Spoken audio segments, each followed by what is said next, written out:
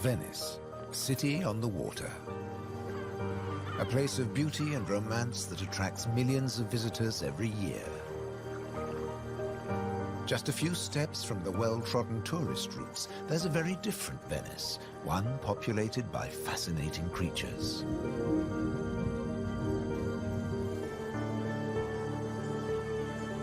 This film explores a Venice that few people ever see, a city that has a surprising double life.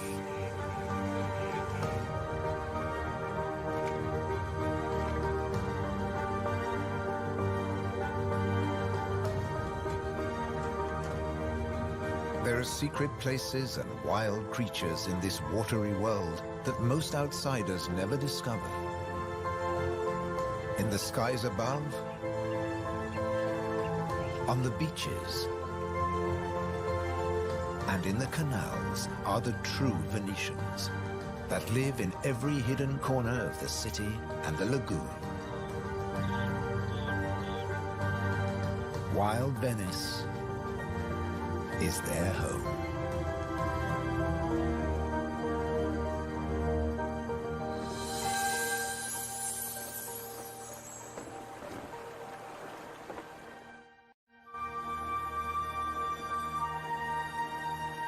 The city of Venice is built on sand, in a lagoon between the sea and the land.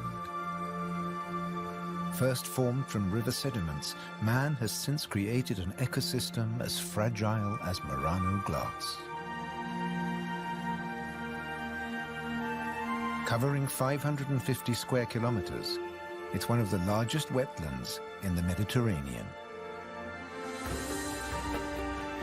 Flamingos arrived at these Venetian waters quite recently.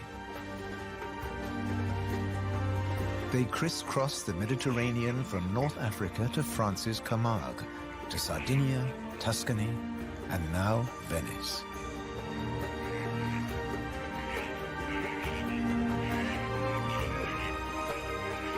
They feed on vegetable matter and small creatures they find in the mud of the lagoon. In the shadow of Venice, the lagoon is the northernmost flamingo habitat in Europe.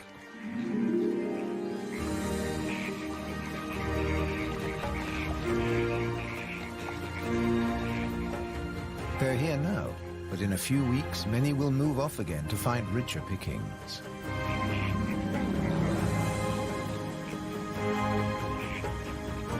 Their takeoff may look clumsy, but once in the air, their flight is balletic and elegant.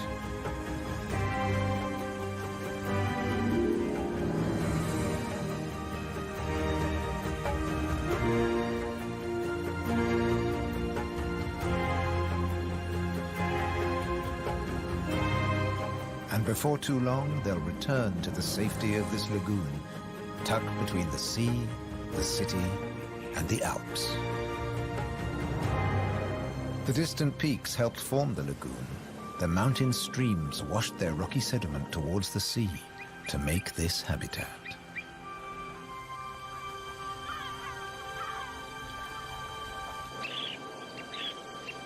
Some of the lagoon's other birds are ready to leave. Dunlin, small waders, fed well in the rich mud. They rest on the wooden piles that support the whole of Venice.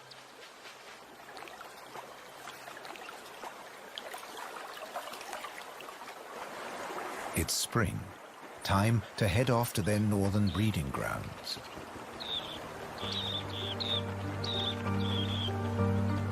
But the cormorants won't be lonely this summer.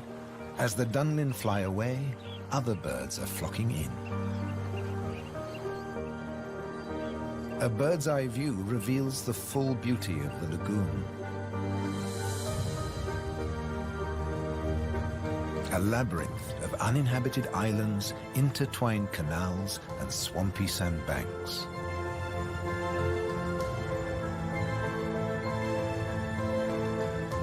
These marshy wetlands are known as the Barene. To survive here, plants need to like salt water and flooding. Natural arteries called gabi meander through the brackish gardens, keeping the lagoon alive. The same waters flow through the city. The curving streams between the islands became the magical canals of Venice.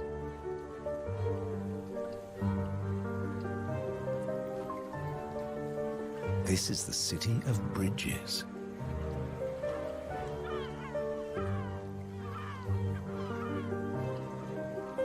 Visitors are mesmerized by the romance of the canals and the ancient architecture, and often miss the smaller, wilder sights around them.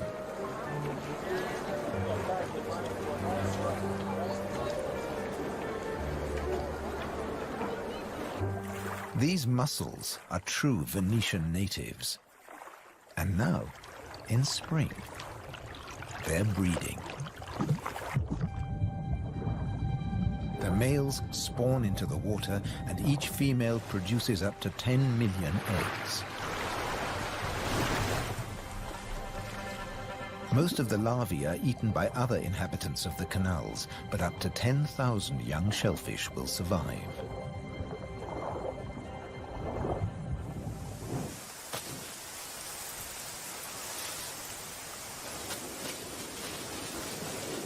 Just beyond the city, colonies of birds are breeding too. But a hazard of urban nesting is constant disturbance.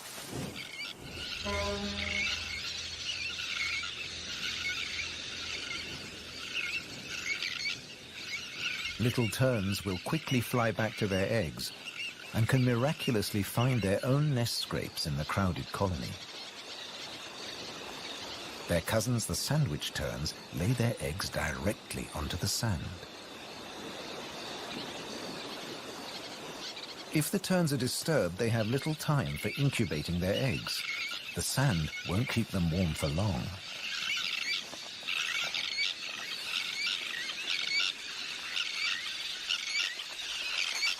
And left out in the open, they could be an easy target for predators.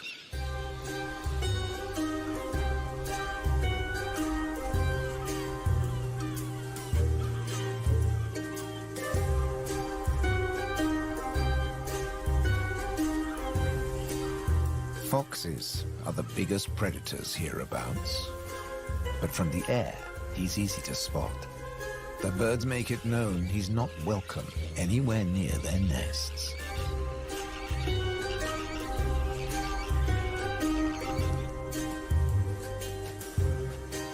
Foxes would rather not get their feet wet. Hunting in these swampy areas is a frustrating business.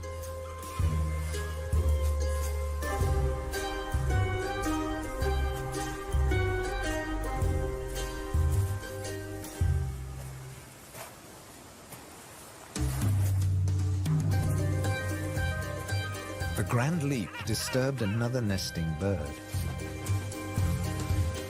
Now it's a question of following the scent.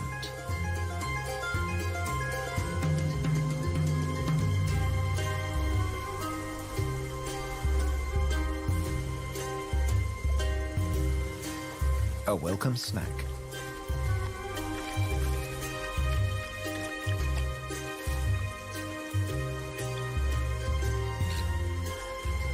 Just beyond the sand dunes is the busy colony.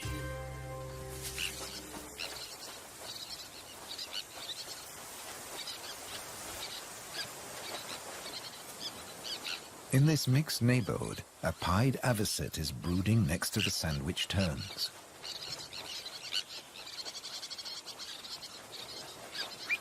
With nests so closely packed, there can be conflicting territorial claims with the common terns.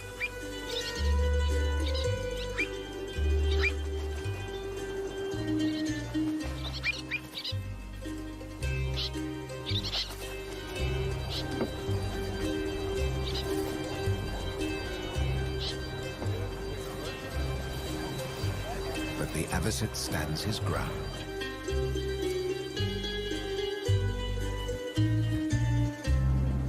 The Grand Canal is the main waterway of Venice, dividing the city in two. It follows the course of the ancient river Brenta that runs from the Alps all the way into the lagoon. It offers a journey through architectural history starting in the 13th century.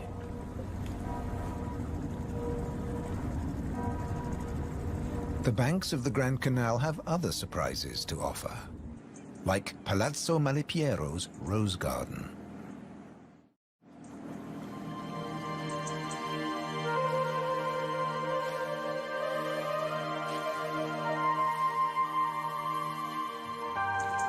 Nestled between the buildings is a hidden paradise.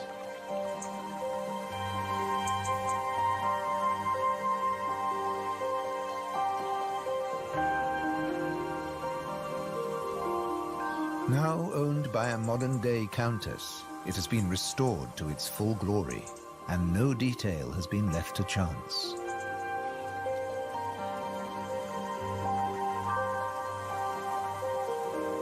With the luxury of space in a city whose every square centimeter is exploited for maximum profit, it's also a sanctuary for many small animals.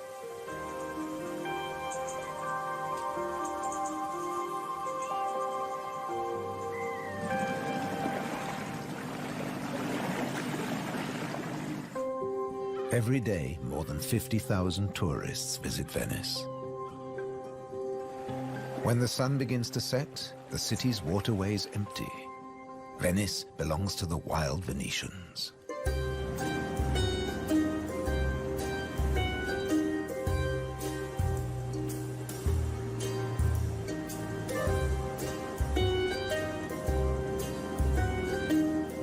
Rats prefer to search for food in the cool night air.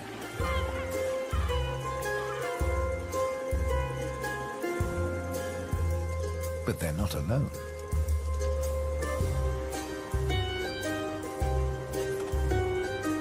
Pine martins are hungry too, and rats are on their menu. Pine martins are welcome in the city as they're natural rat catchers.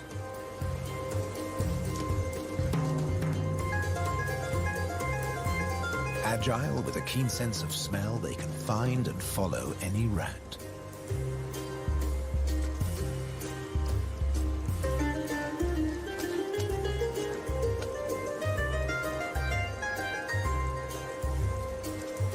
But they're endangered too. Since the rat population boomed, ironically, many martins have been killed by rat poison. The rat won the day, and the pine martin has to settle for dessert.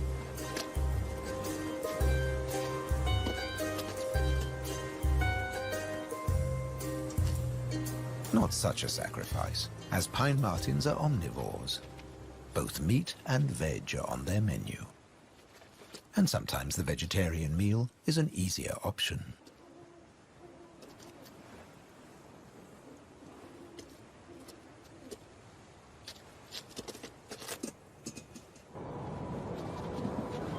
As the rat prepares to sleep, the city of Venice is beginning to wake up.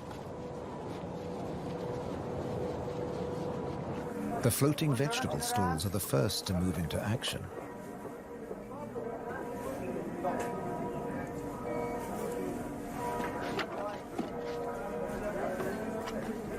Soon these silent waterways will become busy highways again. In the 18th century, over 8,000 gondolas navigated the Venice canals. Now there are only about 400 left. Life in Venice may be moving with the times. But one thing never changes. It dictates the daily rhythms of the city and the lagoon. Twice a day, the tide rises and falls as seawater washes in and out of the lagoon.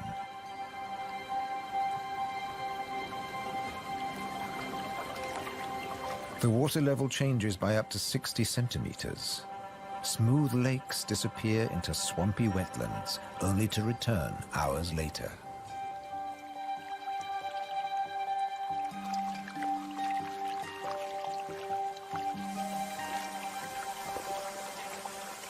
Retreating water levels reveal a surprise. Strange islands that look like complicated water mazes. In fact, they're fisheries at the edge of the lagoon. known as the Valle da Pesca.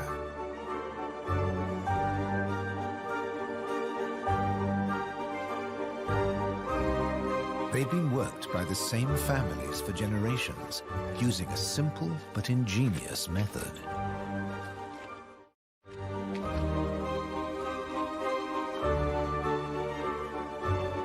Nets are lowered into the locks that span the water channels.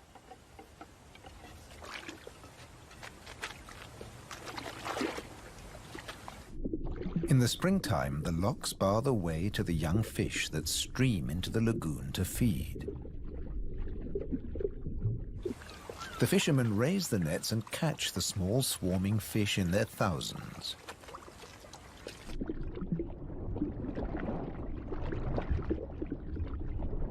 It's easy to scoop them out, but these fish are not for eating.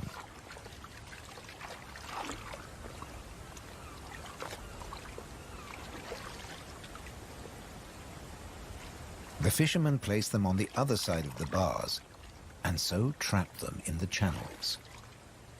Here, the spring fish are held under perfect conditions until they grow big enough to harvest.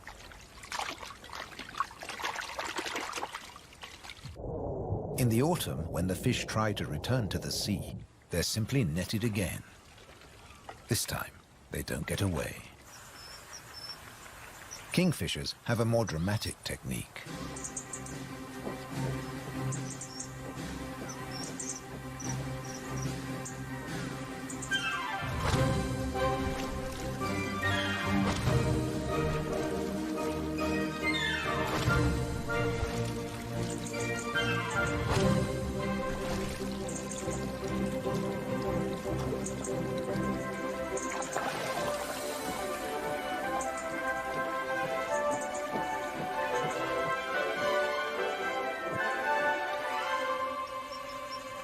They catch up to 20 fish a day, but need even more if they have nests with hungry growing chicks.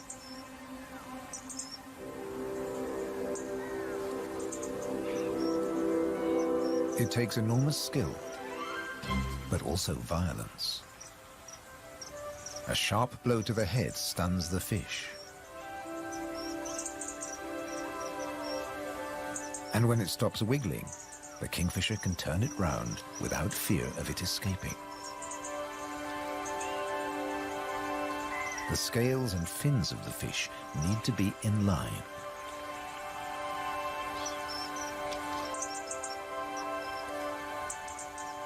Now it's ready to swallow.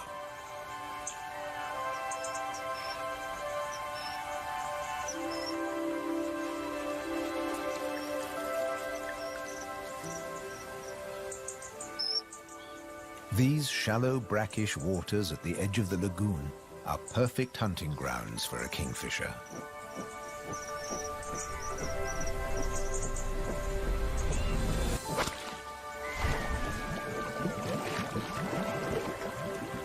But not every dive is successful. They'll snatch the odd insect in the air, but 95% of the kingfisher's catch must be made underwater. The cormorant has an easier life, as does the little egret. And some don't even get their feathers wet while hunting. There are plenty of fish in the lagoon, but they're not only found in the wetlands. These waters flow through the city too. And there are fish to be caught in the canals. Beneath the bustling jetties of the famous vaporettos or water taxis, wildlife flourishes. Even here, the little egret can fish where the water is deeper and turbulent. It's not easy to keep an eye on a moving target from a moving base.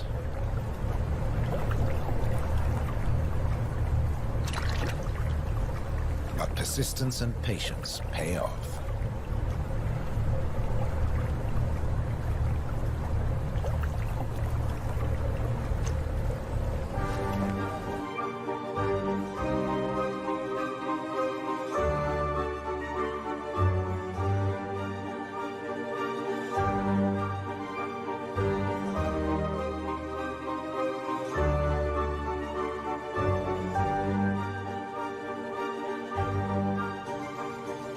Three narrow inlets connect the lagoon to the sea. They're known as bocche, the Italian word for mouth. In spring, the fish travel into the lagoon because it's shallow, warm, and full of food. And in the autumn, they travel back out to the Adriatic Sea. The lagoon's fishermen understand the rhythms of the sea. But there was one phenomenon that remained a mystery for many years. When they cast their nets into the rich fishing grounds, they were torn to shreds. The fishermen believed that water spirits were grabbing their nets and named the area the Tenue, or Hold Fast. The Hold Fast was in fact a jagged reef, an unexpected and magical aquatic paradise. These unique natural rock formations are similar to coral reefs.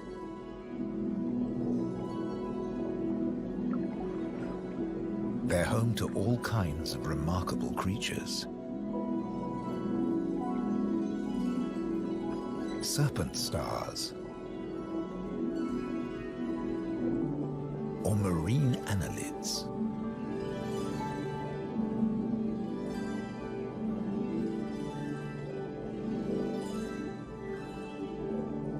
This precious area is now protected. Fishing is forbidden, diving strictly regulated.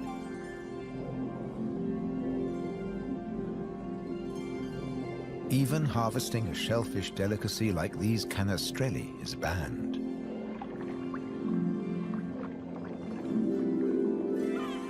The city of Venice is lucky to have rich fishing grounds on its doorstep. The catch is seasonal, and in spring, the fish are small.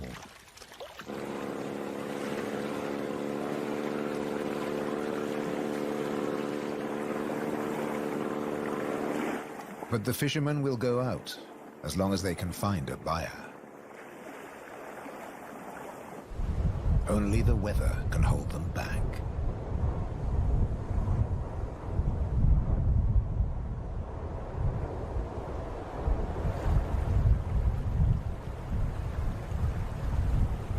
City and wetlands are both at the mercy of the elements. A storm is heading towards the lagoon. When rain-bearing clouds build up against the southern face of the Alps, and when warm southerly winds whip up the sea, water is driven into the lagoon, flooding the city and engulfing the swampland. This extreme high tide is known as aqua alta and can be disastrous for ground-nesting birds. Thankfully, it's rare in the springtime. It strikes more often in the autumn. Storms can vanish as fast as they arrive, and the limpid sunlight that Venice is so famous for bathes the city again. In early summer, Venice teems with tourists. The Bridge of Sighs is a popular attraction, but few visitors realize that real Venetian life is happening just a short distance away. In the Giardini, a spacious and peaceful city park, there are some surprising residents.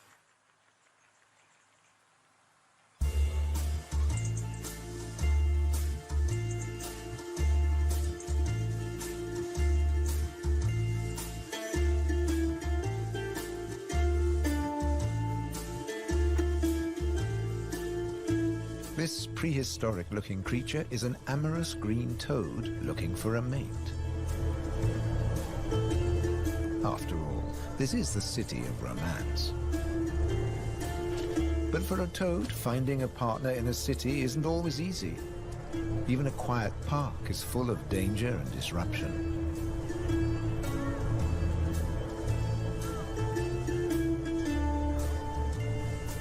On the plus side, few of the park's visitors notice the presence of the toad, as it blends in so well with its surroundings.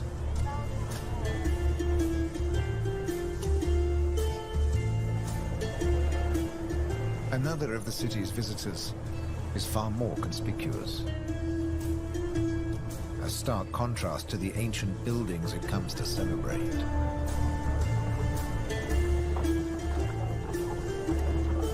and a danger to the fragile city. The toad at last finds a more secluded waterside spot. Soft light, gentle fountains, the perfect place to mate.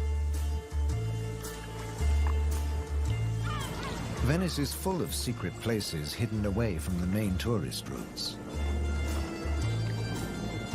A traditional gondola repair shop nestles between the city's Zattere and Dorsoduro districts.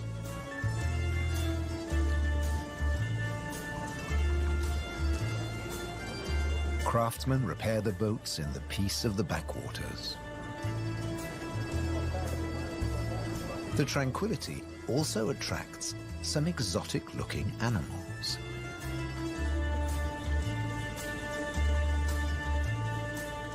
Geckos are not native to Venice, but they've settled in well here. During the day, they'll sun themselves on warm stone.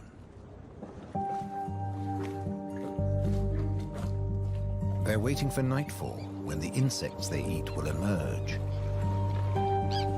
And in the golden light, birds that hunt geckos settle in for the night. Terns fly back to the safety of the colony, and others enjoy a final bath.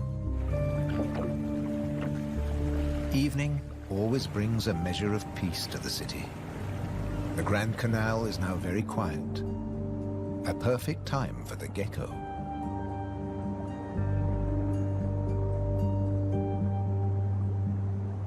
Geckos have evolved specially adapted feet that make them excellent climbers. Their toes are covered in millions of tiny branched flaps with incredible adhesive power, so they can grip and climb the smoothest surfaces, even glass. The city is empty now. The Grand Canal is deserted.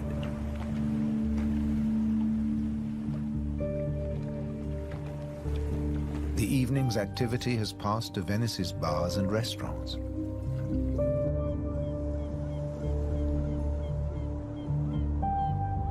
By the time the tourists are safely tucked up in their beds, the city is like a ghost town. Almost. A rat has ventured out to make the most of any scraps left behind. He must take care not to become a meal himself. Owls on the prowl. One little owl is distracted by bright lights. There's nothing here but fruit. No good for the owl.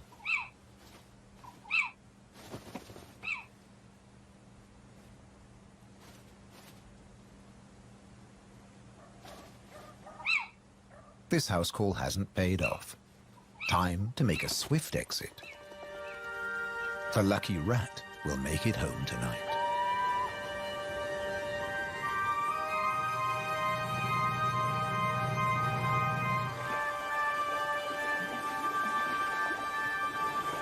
Cormorants bask in the morning sun.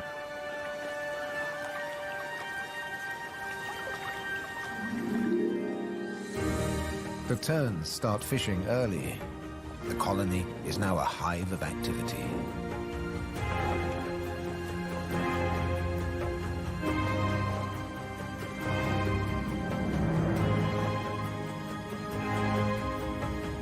The first chicks have hatched. Exhausted from the effort of breaking out of the egg.